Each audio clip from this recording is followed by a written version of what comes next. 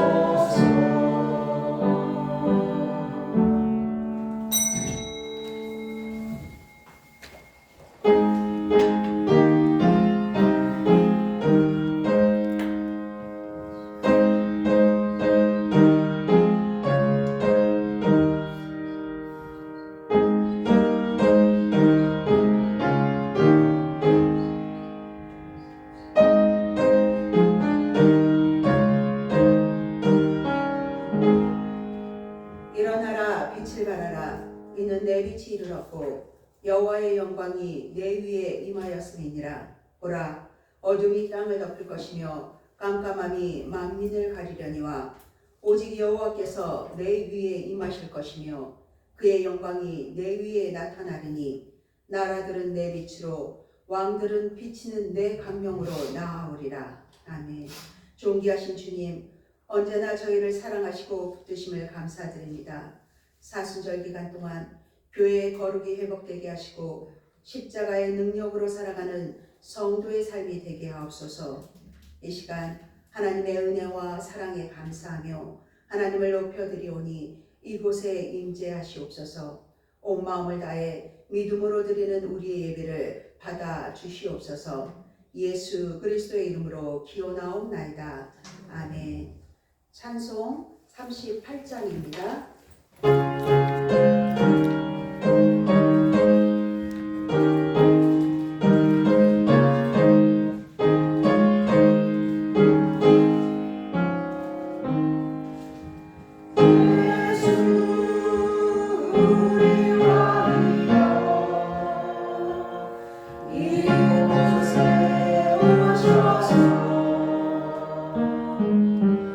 우리가 함께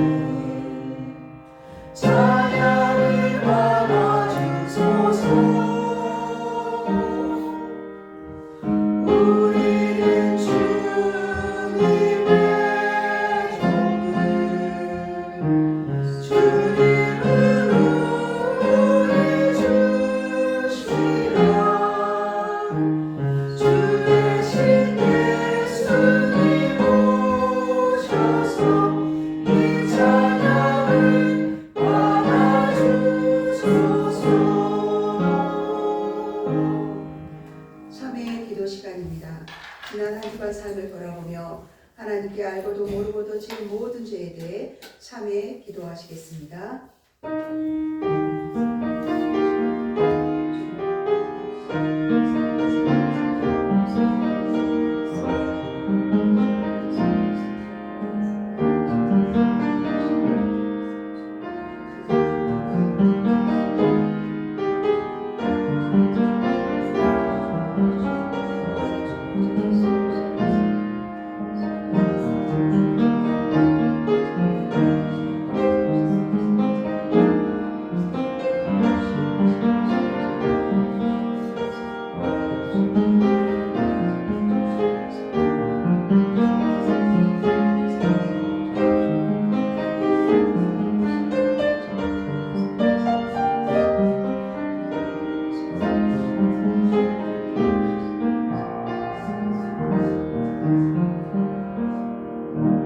여호와께서 말씀하시되 보라 우리가 서로 변론하자 너희의 죄가 주홍 같을지라도 눈과 같이 혀질 것이요 진홍같이 붉을지라도 양털같이 희게 되리라. 아멘.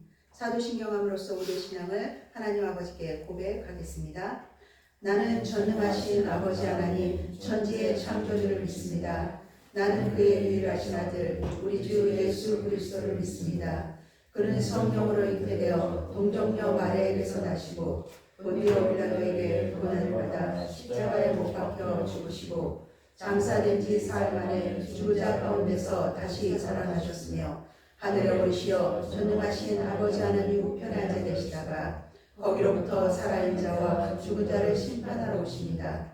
나는 성령을 믿으며 거룩한 공교회와 성도의 교제와 죄를 용서받는 것과 몸의 부활과 영생을 믿습니다. 아멘. 모두 자리에 앉으셔서 성시교독 하시겠습니다. 교독문 126번입니다. 교독문 126번 40절 세 번째 줄입니다.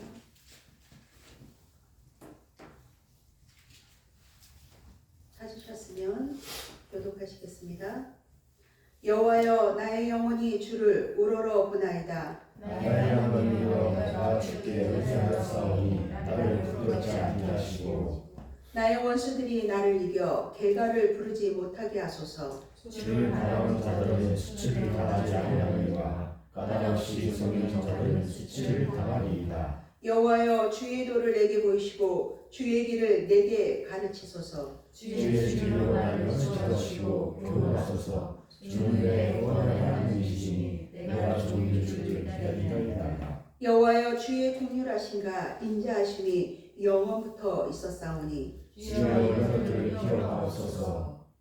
여호와여 내 젊은 시절의 죄와 허물을 기억하지 마시고 주의 인자하심을 따라 주께서 나를 기억하시되 주의 선하심으로 하옵소서. 여호와는 선하시고 정직하시니 그러므로 그의 도로 죄인들을 교훈하시리로다. 온유한 자를 지키시며 온유한 자에게 그의 도를 가르치시리로다. 여호와의 모든 길은 그의 언약과 증거를 지키는 자에게 인자와 진리로다. 아멘. 이 시간은 찬송 433장입니다.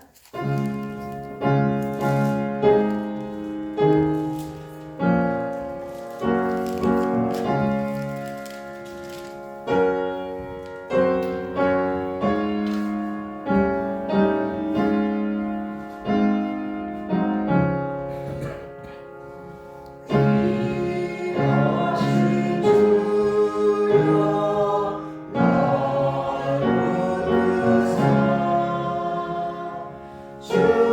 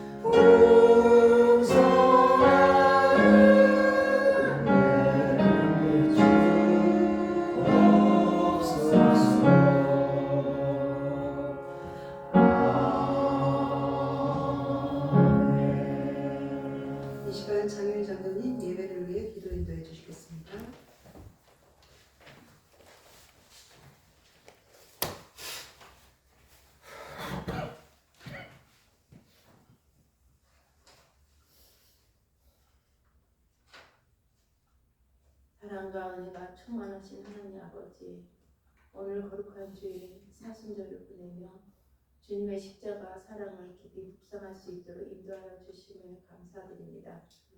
우리를 구원하시기 위해 십자가를 지신 예수 그리스도의 사랑을 본받아 겸손히 주님의 뜻을 따르는 삶을 살게 하옵소서. 우리의 마음을 낮춰 회개하며 나아가게 하옵소서. 하나님, 한 주간도 주님의 뜻대로 살지 못하고 말과 행동으로 죄를 지은 저희를 용서하여 주시옵소서. 우리의 연약함을 아시고 긍휼히 여기시며 다시금 십자가 앞에 나아가 깨끗함을 얻게 하옵소서. 우리의 삶이 주님 말씀 안에서 새로워지고 성령의 인도하심에 따라 거룩한 길로 나아가게 하옵소서. 대형 산불로 고통받는 이재민들을 위해 간구합니다. 주님, 갑작스러운 산불로 삶의 터전을 잃고 슬픔과 두려움에 빠진 이들을 기억하여 주시옵소서.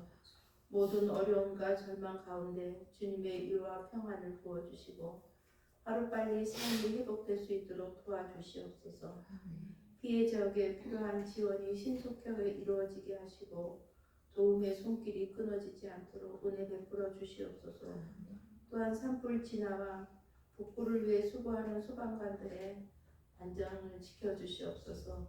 그들의 수고를 통해 피해가 줄어들고 이 땅이 다시 회복할 수 있도록 주님의 손길을 역사하여 주시옵소서. 이 나라와 민족을 위해 기도합니다. 주님의 땅을 불쌍히 여겨주시고 정의의 사랑이 회복되게 하옵소서. 유정자들에게 지혜와 공의를 더하시고 국민들이 서로 존중하며 하나 되는 나라가 되도록 인도하여 주시옵소서. 주님의 몸된 교회를 위해 기도합니다. 이 시대에 교회가 복음의 빛을 비추며 세상의 소망이 되게 하옵소서. 모든 성도들이 더욱 말씀과 기도에 힘쓰며 사랑과 섬김으로 하나 되어 주님의 뜻을 이루는 성모교회가 되게 하옵소서. 특별히 최연숙, 최명숙 목사님을 위해 기도드립니다. 주님께서 영육간의 강건함을 허락하시고 모든 사역에 성령의 기름을 부으심을 충만하게 하옵소서. 맡겨주신 사명 기쁨으로 감당하게 하시고 주님의 은혜 가운데 열매 맺는 사역이 되게 하옵소서.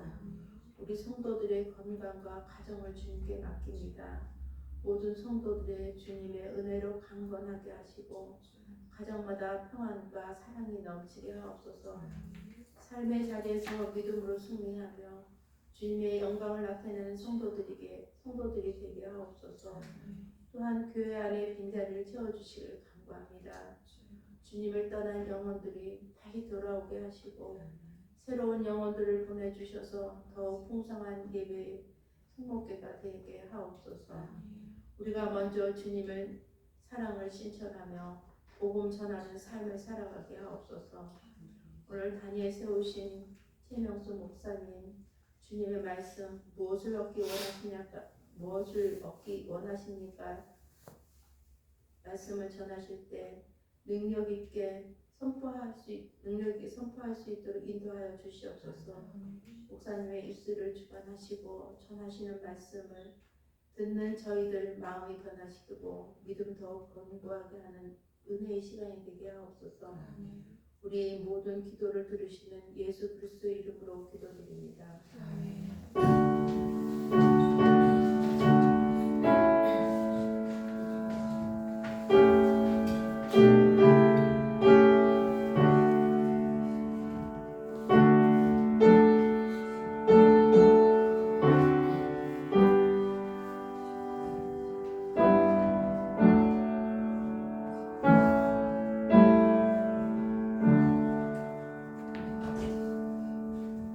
오늘 우리에게 주신 말씀은 신약성경 마태복음 19장 16절로 22절 말씀입니다.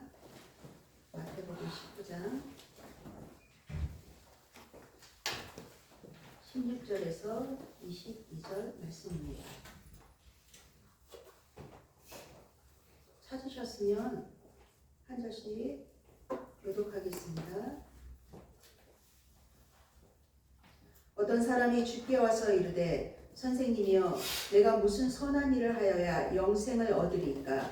예수께서 이르시되 어찌하여 선하는 내게 이르느냐 선한 이는 오직 생물이시니라 내게 성경에 들어가려면 계명들을 지키라. 이르되 어느 계명이오니까 예수께서 이르시되 살인하지 말라 간음하지 말라 도둑질하지 말라 거짓 증언하지 말라 내 부모를 공경하라 내 이웃을 내 자신과 같이 사랑하라 하신 것이니라. 그 청년이 이르되 이 모든 것을 내가 지켰사온데 아직도 무엇이 부족하니까 예수께서 이르시되 내가 언장하고자 할진대 가서 내 소유를 팔아 가난한 자들에게 주라. 그리하면 하늘에서 보화가 내게 있으리라. 그리고 와서 하늘 갚아 주시니 그 청년이 재물이 많음으로 이 말씀을 듣고 의심하여 가니라.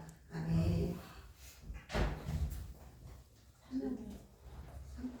부모님 특주 사명 축제해 주시겠습니다. 목걸이 어떻게?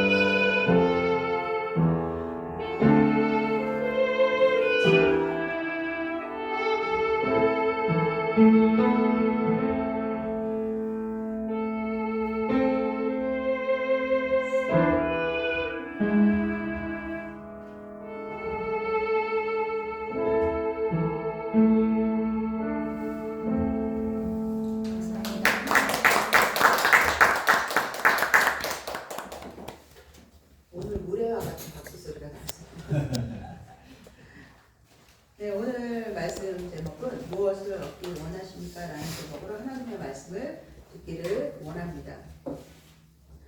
본문 말씀은 잘 아시는 말씀인데요. 재물이 많은 청년, 부자 청년 그 제목이 붙어 있습니다. 청년의 때를 보내고 있는 젊은 사람이 등장합니다. 그리고 특징, 재물이 많은 청년입니다. 저는 청년 때 재물이 없었습니다. 우리 여기에도 청년 두 분이 계시는데요.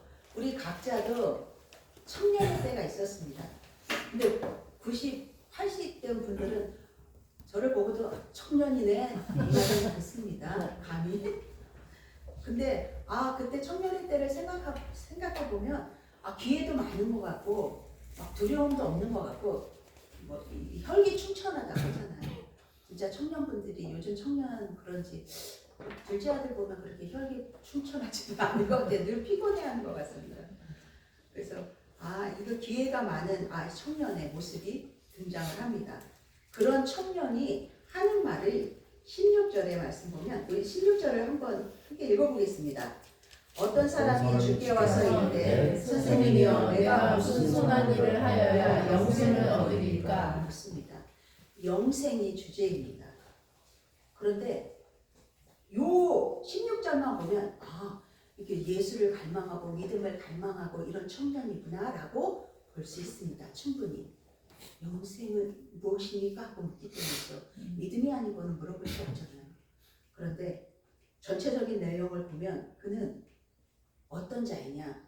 율법으로 나는 완벽합니다. 완전합니다. 라는 겁니다. 그렇기 때문에 이런 질문을 할 수 있었던 것입니다. 아니, 질문이 잘못되었습니다. 16절에 무슨 선한 일을 하여야 영생을 얻으리까? 라고 묻습니다. 여러분 잘 알고 계시죠? 영생은 내가 무슨 일을 해서 주어지는 것이 아니기 때문에 이 질문 자체가 사실은 잘못된 것입니다. 결코 내가 선한 일을 한다고 해서 영생이 얻어지는 것이 아니기 때문입니다. 그가 몰라서 물어볼 수도 있지만 결코 그렇지 않다는 것을 본문에서 찾아볼 수 있습니다. 20절 말씀을 읽어보겠습니다. 20절 시작. 그 청년이 이르되 이 모든 것을 내가 지켰사오니 아직 또 무엇이 부족하니까? 이것이 청년의 마음의 중심이고 청년의 실체입니다. 나는 완벽한 사람입니다. 율법에 흠없는 자로 지금 예수 앞에 서 있는 것입니다. 이게 율법에 흠없는 자 하면 성경 인물이 한 명 떠오르죠. 사도 바울이 되기 전 사울의 모습이 이랬습니다. 가말리엘 가문의 율법으로는 모든 걸 꿰뚫고 율법을 철저하게 지킨 그 사울의 모습이 등장합니다. 이 사울은 율법의 열심히 특심이라고 하죠. 율법의 특심이었던 자입니다.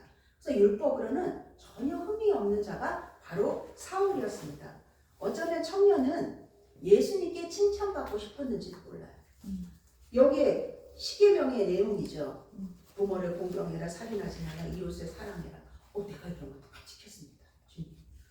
잘했다. 충성된 종아. 이러고 칭찬할 줄 알았나 봐요. 그러니까는 내가 이 모든 것을 완벽하게 지켰습니다 하고 예수님 앞에 지금 서 있는 겁니다. 나는 부족함이 없죠. 아무리 내 자신을 뜯어봐도 자신은 부족한 게 없는 것입니다. 자신만만하게 내가 다 지켰다고 목에 힘을 주고 지금 서 있는 거예요. 부끄러움이 없죠. 아직도 무엇이 부족합니까? 라고 오히려 예수님께 반문하고 있습니다. 그런 청년에게 주님이 21절에 말씀하고 계십니다. 나를 따르라. 나를 따르라는 말은 곧 무엇이냐면 내게 와서 배우라고 합니다. 내게 와서 배울 자들은 뭐예요? 예수님의 제자들이에요. 우리들도 주님께 배워야 하는 것입니다. 새 계명을, 새 언약을, 새 생명을 주는 자가 바로 청년 앞에 있는 그 예수 그리스도입니다. 예수님이십니다. 그로 말미암아 생명이 주어지는 것인데 그 생명을 소유한 자로 사는 법은 바로 내게 와서 배우는 거야 라고 말씀하시는 거죠. 17절 하반절에 그동안 그가 그토록 열심히 지켰던 율법으로는 생명에 들어갈 수 없다고 말씀하십니다. 청년아, 너 잘 그래 지금까지 그렇게 살았어. 네 뜻대로 율법이 최고 율법을 안 지키지 마라. 주님도 율법을 폐기하라는 거, 율법을 하나도 지키지 마 이 뜻이 아니에요. 율법을 완성하러 오셨기 때문에. 그러나 네 힘으로 부족함 없이 살아왔고 철저하게 율법을 지킨 것도 안다.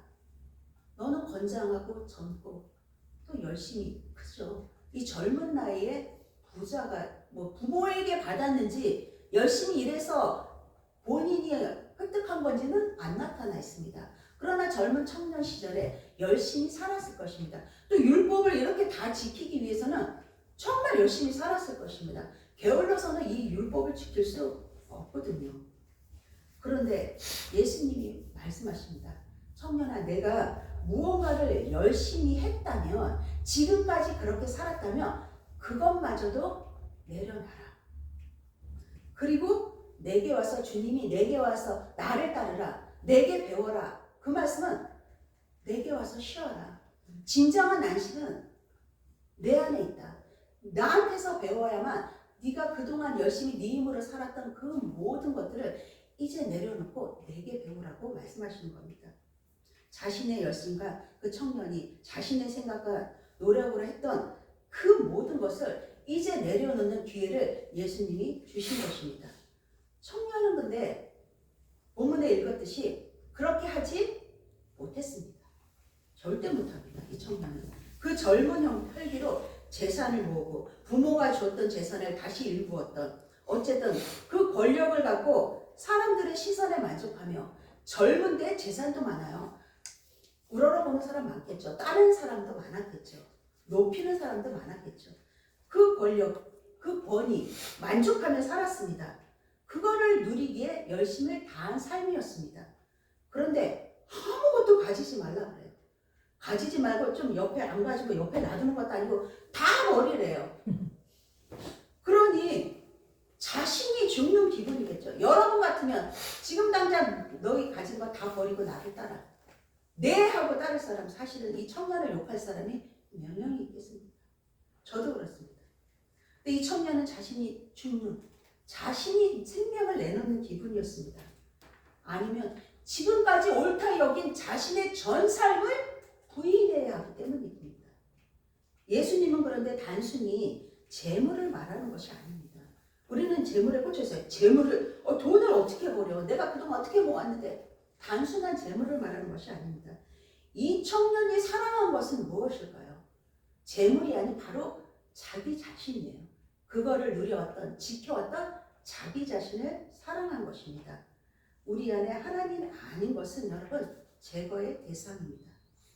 23절에 말씀 보면은 부자는 천국에 들어가기 어렵다고 말씀합니다. 이 말을 여러분 이상하게 해석하는 분들이 있어요. 이상하게 해석하면 안 됩니다. 부자는 천국에 들어가기 어렵다.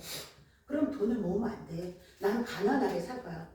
다 베풀고 예수님처럼 아무것도 가지지 않고, 이게 나쁘다는 게 아닙니다. 부자도 나쁘다는 게 아니고, 그런데 문자 그대로 해석하면 실제로 이렇게 사시는 분들 계세요. 청빈하게.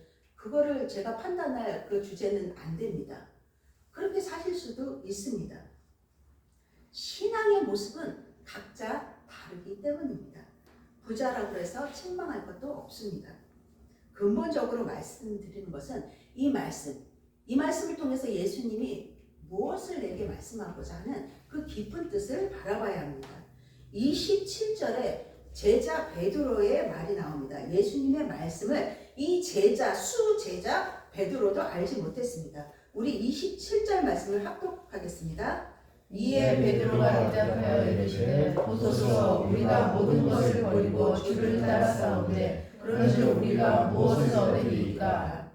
부자는 천국에 들어가기 어렵다고. 낙타가 바늘기에 들어가는 것이 부자가 하나님 나라에 들어가는 것보다 쉽다고 말씀하시니 제자들이 놀랍니다. 왜 놀랐을까요? 그동안의 가치관과 선입견, 부자는 들어가기 어려워? 이게 율법에 의한 그 가치관과 선입견이 있습니다. 예수님 말씀과 그 말씀이 충돌한 겁니다. 옛 가치와 그 선입견이 우리 안에 흔들리지 않는 이 견고한 진 같은 굳은 습관, 요동치 않는 그런 타협하지 않는 가치관들이 다 있습니다. 내 속을 들춰보십시오. 정말 수만 가지입니다. 하나님 말씀 앞에조차도 결코 쉽게 항복하지 않는 것들이 있습니다. 그러기에 우리는 일평생 하나님의 말씀으로 깨지고 다듬어지고 만들어져 가야 하는 것입니다. 이거 부셔지고 으깨지는 작업이라고 하죠. 그래서 그걸 통해서 하나님의 사람이 되어가는 것입니다. 말씀으로 인한 충돌이, 근데 중요한 것은 충돌이 있어야 됩니다. 충돌이 없으면 나의 실체를 알 수 없기 때문입니다. 그동안 율법에 충실했던 그 청년도 예수님의 다 버리고 나를 따르라 하니까 그동안의 가치관, 선입견, 율법에 충실했던 그 자신의 실체와 충돌했는데, 그런데 그 충돌이 충돌로 끝나버리고 만 겁니다. 도망가 버렸거든요. 이 말씀으로 충돌하면은 나의 실체를 깨닫게 하시고 그 안에서 예전과 다른 하나님의 만드시는 예수 그리스도가 만들어 가시는 그 생명 안에 거하는 자가 되는 것입니다. 그냥 놀랍고 충돌한 걸로만 끝나면 그 자리에 머물고 후퇴해버리는 사람이 되고 말 것입니다. 제자들도 이 충돌을 경험하며 먼저 된 자라도 자만하거나, 수제자도 이런 모습입니다. 먼저 내가 되었다 하여서 자만하거나 교만할 필요도 없고, 이제 깨달았다고 하여서 나중된 자라고 뒤처진 자라 여길 필요도 없다는 것입니다. 실망할 그 무엇이 없습니다. 먼저 된 자 나중되고, 나중된 자 먼저 된 자로서 먼저 될 것이라고 예수님은 언제나, 우리는 먼저 된 자입니다. 나중되어도 먼저 된 자입니다. 주님이 함께 하시기 때문입니다. 그 말씀이 우리를 붙들고 계시기 때문입니다. 쓰러질지언정 주님은 우리를 그 자리에서 일으켜 주시는 분이시기 때문입니다. 예수님을 측근에서 따르던 제자들도 늘 이렇게 오해 모티브가 이게 복음서에 보면 계속 나와요. 제자들이 예수님을 따르면서 계속 오해하고 자기들 식대로 생각하는 그런 모습들이 계속 나옵니다. 베드로가 우리가 다 버리고 주님을 따랐습니다. 어부였는데 그걸 다 버리고 자신의 모든 걸 버렸거든요. 그런데 천국 들어가기가 어렵다고 하시니 무슨 말씀입니까, 주님? 베드로의 말씀 속에 말에는 그의 의도가 담겨 있습니다. 내가 주님을 이렇게까지 따랐습니다. 다 버리고 따랐습니다. 청년이 내가 율법을 모두 지켰습니다. 율법의 부자로 만족하며 살았습니다. 베드로는 반대로 내가 주님을 위해 이런 저런 것 다 버렸습니다 라고 말합니다. 그러니 보통 이렇게 구원열차 그런 찬양도 있잖아요. 그 구원열차 1등석 수제자잖아요. 그 1등석 특급 그 자리는 내 자리 아닙니까? 그런 의도 들어있습니다. 그거 당연하지 않습니까? 라고 말하고 있는 겁니다. 자신의 공로를 드러내고 있는 것입니다. 이것이 우리 안에 있는, 우리 각자 안에 다 있는 우리의 의입니다. 하나님의 은혜로 칭함받은 자가 아닌 내가 버렸어요. 주님을 따랐어요. 따라줬어요. 한편은 이렇게도 들리는 거죠. 내 의를 드러내고 있기 때문입니다. 그래서 청년의 모습도 베드로의 옛 가치관도 우리 안에 그대로 공존하고 있습니다. 예수님을 따르려면 진짜 다 버려야 하나요? 여러분 반문해 보신 적 없으세요? 이 장면을 이렇게 말씀을 읽으면서 문자 그대로 제 삶에 이렇게 적용을 하면 이 말씀에 따르면 저는 진짜 풍족하게 누리고 사는 사람입니다. 가진 게 너무 많은 사람이죠. 그래서 버릴 게 많을 것이죠. 주님 앞에. 그리고 제 수준에 또 만족하며 살고 있습니다. 그렇다면 저는 하나님의, 예수님의 뜻을 거스르고 사는 사람일까요? 다 버리라고 했는데 난 둘러보니까 가진 게 너무 많아. 그럼 난 예수님을 다른 사람이 아니네. 제자가 아니네. 나 믿음도 없어. 이렇게 좌절하시나요? 아니 부자 청년은 기특하게 그럴 거에 비하면 부자 청년은 영생에 대해서 여쭈었잖아요. 얼마나 기특합니까? 재물을 다 버리라고 하니 그 말씀을 내게 적용해야겠죠. 하나님의 말씀은 결국은 우리에게 주는 것이기 때문에 한 일정 미래도 버릴 것이 없고 이렇게 만질 것을 고칠 것도 없다고 그랬거든요. 그러면 성경의 전체 말씀은 내 삶에 적용해야 합니다. 청년에게도 다 너 가진 거 있지? 다 버리라고 했어요. 제자들도 다 버리고 예수님을 따랐다고 했습니다. 그렇다면 주의 말씀은 내 발의 등이요 내 길의 빛이라고 했으니 하나님의 말씀이 우리 인생에 비춰봐야 되지 않겠습니까? 빛과 같다고 하셨습니다. 하나님의 말씀은 그 말씀으로 우리의 인상에 배에 조종가 있죠? 그거를 뭐라고 그러죠? 그거를 잡고 키를 잡고 바른 길로 그 길을 따라 가야지만 다른 곳으로 안 벗어나죠. 가고자 하는 목적지에 가죠. 예수님의 말씀이 바로 우리 인생의 그런 방향타 키입니다. 그래서 올바른 길을 걷도록 도와주는 역할이 바로 하나님의 말씀입니다. 성경의 말씀을 내게 비추어보지 않는다면 말씀은 그냥 글일 뿐입니다. 그렇다면 예수님 제자들도 그러고 청년에게도 이런 말씀하셨는데 그럼 난 그렇게 못했으면 매일 자책과 회개만 하다 회개만 해도 부족할 시간일 것입니다. 우리 안에 부자 청년의 모습이 많기 때문이죠. 말씀에만 그냥 비춰봐도 하나님이 그의 감동으로 기록한 말씀을 주신 이유는 이런 걸 원하시는 걸까요? 그렇지 않습니다. 여러분은 어떤 존재입니까? 육적인 존재입니까? 영적인 존재입니까? 당연히 말할 것도 없이 예수 그리스도를 주로 섬기는 우리는 영적인 존재입니다. 그렇다면 그 영의 충만함을 위해 못할 것이 없을 것입니다. 어떤 것도 아깝지 않을 것입니다. 예수 그리스도가 나의 주시기 때문에. 그러면 금은보화를 팔아서 나의 영을 살찌게 할 것입니까? 가장 값진 것을 내게 있는 걸 팔아서 그 영의 가치를 더하게 할 수 있겠습니까? 세상 어떤 것으로도 영을 살찌게 할 수도 없고 부풀릴 수도 강건하게 할 것은 세상에 없습니다. 오직 우리에게 주신 하나님의 말씀뿐입니다. 예수님은 청년에게 이것을 배우라 하신 것입니다. 너 부귀영화 그동안 누리고 살았잖아. 그래, 그거 됐어. 그전 건 내가 뭐라 하지 않아. 이제부터, 이 자리부터라는 것입니다. 예수님이 그 비법을 부자 청년에게 알려주었는데 분명 그는 귀로 들었습니다. 그런데도 들은 말씀으로 보인 그 결론은 무엇입니까? 근심하여 자기 자신에게로 돌아갔습니다.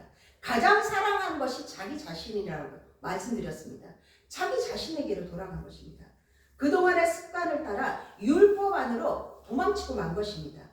우리 22절 말씀을 함께 읽겠습니다. 22절 시작. 그 청년이 재물이 많음으로 이 말씀을 듣고 근심하며 가니라. 청년이 재물이 많음으로 근심하여 돌아가셨을까요? 진정 재물이 그의 막힘이 되었을까요? 물론 인간은 재물, 돈 앞에 돈도 일만하게 뿌리라고 했거든요. 많이 넘어집니다. 막힘이 됩니다. 그런데 여기서 근본적으로 말하는 것은 이미 그는 율법이라는 굴레 속에 안주한 것은 자기 자신인 것입니다. 이미 다른 것은 필요치 않습니다. 율법 안에서 열심히 살았고 그 결과로 부를 누리며 살고 있습니다. 율법이 얼마나 고맙겠습니까? 이렇게 지켰더니 이렇게 율법 따라 했더니 하라고 해서 했더니 만사형통해요. 재물도 많아졌어요. 그리고 안락한 삶을 누리게 되었다는 것입니다. 그러니 더욱 철저하게 믿고 따랐을 것입니다. 내가 율법을 그래서 배반할 수도 떠날 수도 버릴 수도 없는 겁니다. 마치 사랑하는 여인을 떠나보내는 것처럼 그럴 수 없는 거죠. 배신이요 배반이기 때문입니다. 그런데 그가 놓지 못했던 것은 재물도 아니요 율법도 아니요 자기 사랑이요 자기 만족이었던 것입니다. 그가 한순간이라도 그 생명을 갈망했다면 진정한 영생을 사모했다면 성경의 영생을 그 사모한 자가 나옵니다. 삭개오라는 인물이 나오죠. 그도 재물이 많았습니다. 그런데 예수 앞에 엎드려 네 겁절이나 돌려주겠다고 갚겠다고 다 베풀겠다고 그 모습을 보이고 있습니다. 내가 남의 것을 탐했다면 네 갑절로 갚겠습니다. 삭개오는 즉시로 예수 앞에 자복하며 회개한 것입니다. 예수님은 삭개오의 그 회복을 보고 회개를 보고 그를 구원받은 자로 인정하였다는 것입니다. 진정한 회개와 변화를 통해 구원을 얻을 수 있습니다. 세상의 율법을 잘 지키고 재물을 부귀영화를 누리고 권력이 있다 하여서 구원받을 수 없습니다. 우리는 인간은 삭개오는 율법의 굴레 속에 갇혀있던 자신을 보게 된 거예요. 예수 그리스도 앞에서 예수님 앞에서 자신의 실체를 보고 회개에 자복하여 구원을 얻은 것입니다. 이처럼 예수 앞에 설 때만 우리의 실체가 바로 보이는 것입니다. 그래서 우리가 말씀 앞에 늘 세워야 하는 이유는 내 모습은 수시로 왔다 갔다 변화했기 때문입니다. 변함없는 예수 그리스도 그 하나님의 사랑과 은혜 앞에 말씀 앞에 세워야만 내 모습이 다시 우리 어긋날 수 있어요. 구부러질 수 있어요. 그렇지만 말씀 앞에서 다시 세우고 그리고 주님만을 바라보며 가는 길은 말씀 앞에 세우는 길뿐입니다. 삭개오가 이 그동안에 덮여있던 눈꺼풀이 벗어진 것처럼 말씀 앞에서 우리는 그 일이 늘 날마다 이루어져야 합니다. 부자 청년은 예수님 앞일지라도 그럴 마음이 전혀 없었습니다. 진리의 말씀은 귀로 들었어요. 보면 들었어요. 예수님이 그 진리의 법을 알려줬잖아요. 그 생명의 길을 알려줬는데 귀로 들었지만 곧 자기 생각으로 들었습니다. 그러니 자신의 것 어느 한 가지도 포기하지 않고 떠났습니다. 자신의 것이 정말 터럭 하나라도 자기 앞에서 사라지는 것을 두려워하였습니다. 22절에 그 청년이 재물이 많음으로 그 말씀을 듣고 근심하여가 아니라 예수님께 등을 돌렸죠. 단순히 여러분 개역개정에 이 근심이라는 말이 나오는데 이 근심이라는 말에 속지 마십시오. 예수님의 말씀에 근심이라는 건 그 말씀을 듣고 이럴까 저럴까 그래 이 말도 맞는 것 같은데 갈등한 걸 말합니다. 그러나 갈등은 그럴지라도 예수님의 말씀을 한번 생각해 본 것입니다. 그러나 그는 재물을 포기하는 말에 즉각적으로 고통스러워했습니다. 그 포기를 결코 하기 싫었던 것입니다. 억지로라도 하기 싫었어요. 왜요? 사랑하는 자기 자신을 이룰 수 없기 때문에 슬프고 괴로워 상상조차 하기 싫었기 때문입니다. 누가복음 16장 13절의 표준 세번역에 옳지 않은 청지기 비유에서 한 종이 두 주인을 섬기지 못한다. 그가 한쪽을 미워하고 다른 쪽을 사랑하거나 한쪽을 떠받들고 다른 쪽을 없이 여길 것이다. 너희는 하나님과 재물을 함께 섬길 수 없다라고 말씀하십니다. 재물을 택한 그는 청년은 하나님을 섬길 수 없는 것입니다. 말하자면 하나님을 버린 것입니다. 거부한 것입니다. 그가 부자인 것이 죄가 아닙니다. 재물이 많은 것이 죄가 아닙니다. 바로 이것이 그의 죄입니다. 하나님을 버린 것. 하나님을 만홀히 여긴 것입니다.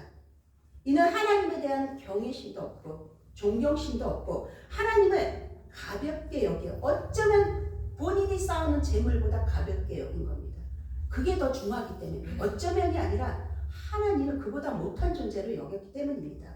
소홀히 대한 것이 만홀히 여긴 겁니다. 우리 안에 부자 청년처럼 때로는 저울질하지는 않습니까? 재물이 우리의 생명을 여러분 구원하지 않습니다. 물질이 필요 없다는 말씀이 결코 아닙니다. 예수님이 말씀의 결론으로 29절에 이렇게 말씀하십니다. 우리 29절 말씀을 함께 읽겠습니다. 또 내 이름을 위하여 집이나 형제나 자매나 부모나 자식이나 전토를 벌인 자마다 여러 배를 받고 또 영생을 상속하리라. 아멘. 예수님은 부자 청년에게 이 말씀을 하신 것입니다. 영생을 내가 상속할 것이다. 율법으로 내가 세상에 없는 열심을 낸다 해도 찾을 수도 받을 수도 없는 영생을 예수님의 핏값으로 약속한 것입니다. 여러분, 예수님을 따르는 신앙 여정 가운데 우리가 경험할 희생이 분명히 있습니다. 희생이 따릅니다. 애꿎은 욕도 먹고요.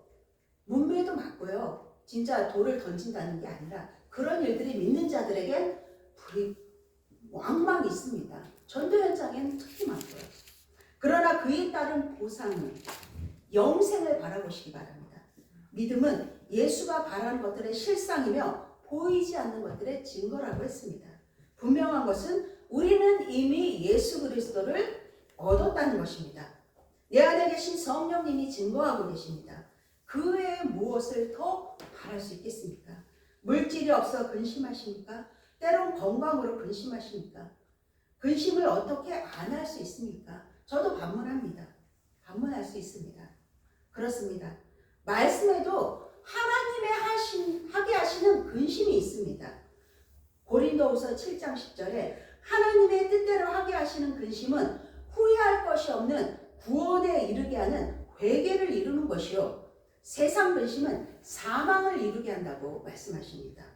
두 가지 종류의 근심을 비교하고 있습니다. 곧 말씀 안 드려도 청년이 하는 근심은 세상의 근심입니다. 곧 사망입니다.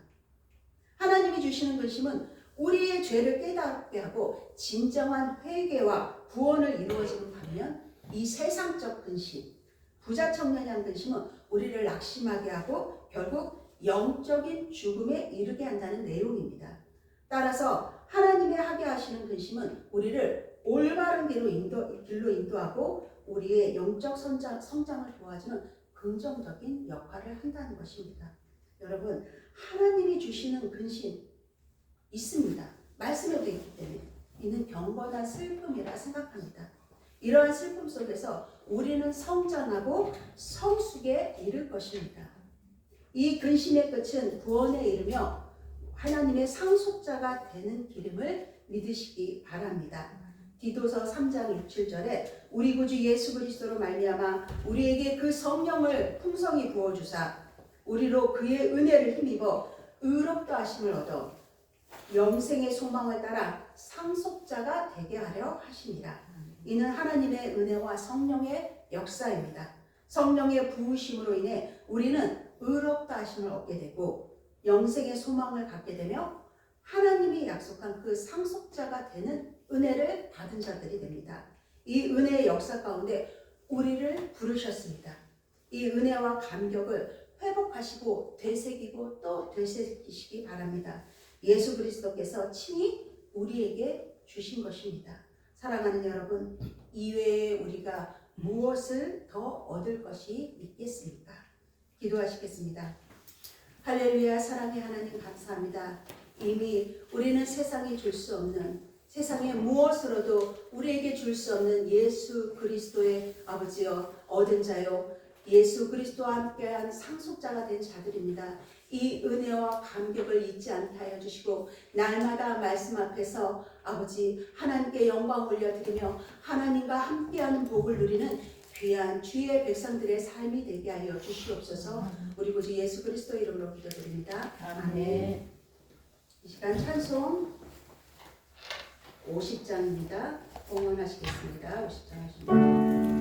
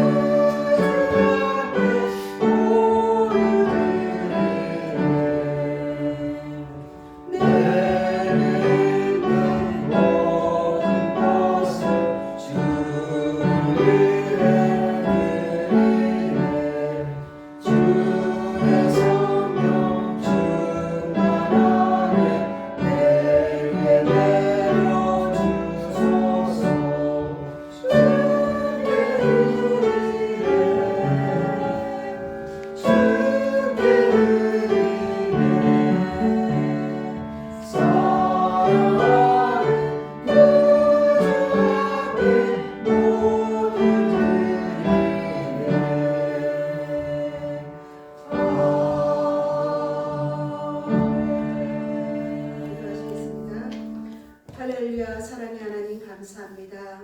하나님의 말씀으로 우리를 아버지 만지시고 고치시고 새롭게 하시는 은혜를 부어주시는 감사함으로 아버지 주님의 자녀들이 이 시간 귀한 예물을 하나님 앞에 봉헌합니다.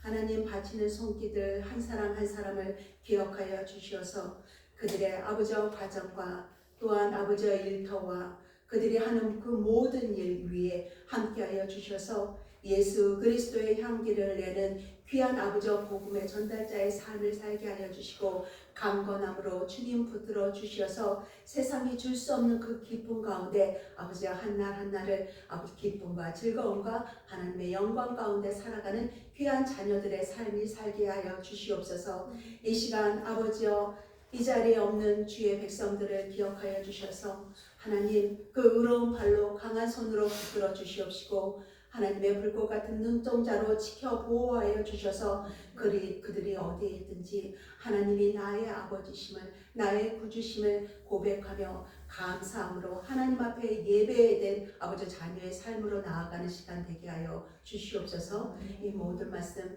우리의 생명의 주인 되신 예수 그리스도의 이름 받들어 감사하며 기도드렸습니다. 아멘. 이 시간 교회 광고 시간입니다. 날마다 성령님을 의지함으로 그 능력을 성령님은 우리에게 그 능력을 다 부어주십니다. 교회를 위해 기도하며 개인의 경건을 위해 또 기도하는 시간 가지시기 바랍니다. 오늘 사순절 셋째 주일인데 신약 성경 통독을 토요일까지는 누가복음이 끝입니다. 동일하시죠? 동일하게 누가복음이 끝났을 것입니다. 그 말씀을 읽고 묵상하면서 또 새로운 거를 하나님 이렇게 보게 하시더라고요. 그러면서 그 시간도 약간은 또 억지로의 저를 채찍하는 그런 억지로도 있지만은 또 귀한 시간입니다. 그래서 열심히 달려가시기 바랍니다. 네. 그 다음 주 오후 예배는 교제와 나눔 시간으로 모입니다. 이 시간 다 함께 일어나셔서 찬송 620장 하시겠습니다.